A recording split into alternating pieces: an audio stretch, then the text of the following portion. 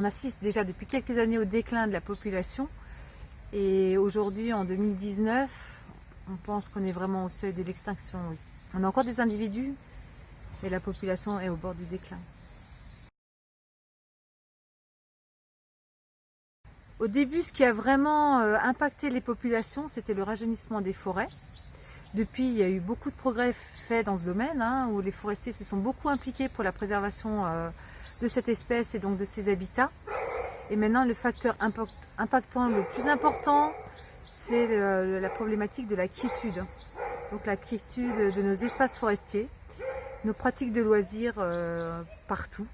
Alors on peut bien sûr pratiquer nos loisirs, mais il faut savoir respecter les balisages, rester sur les chemins et se dire que voilà, il y a d'autres habitants dans ces espaces-là.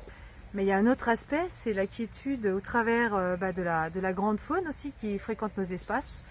Et l'artificialisation des densités de grande faune dans nos espaces n'aide absolument pas les espèces sensibles. Et donc tout ce qui est agrénage, bien sûr, va impacter les espèces nichant au sol, comme le grand tétras, la gélinote des bois, et aussi leur rythme de vie. Et d'autres espèces aussi, puisqu'on va augmenter artificiellement les populations de prédateurs. Donc on va avoir une prédation qui sera augmentée dans ces espaces-là.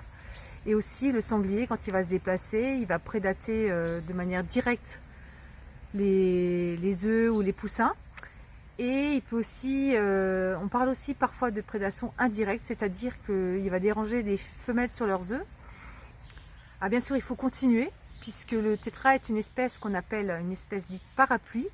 Donc tout ce qu'on fait pour cette espèce va bénéficier à un cortège d'autres espèces qui sont moins exigeantes en termes de surface forestière de qualité, mais qui sont exigeantes en qualité forestière quand même, comme le pic noir, la chouette de Tegman, la chevêchette d'Europe, la gélinote des bois. Donc c'est vraiment important de continuer tout ce travail. Il y a aussi tout un cortège d'insectes, de champignons, de lichens qu'on va trouver dans ces espaces-là.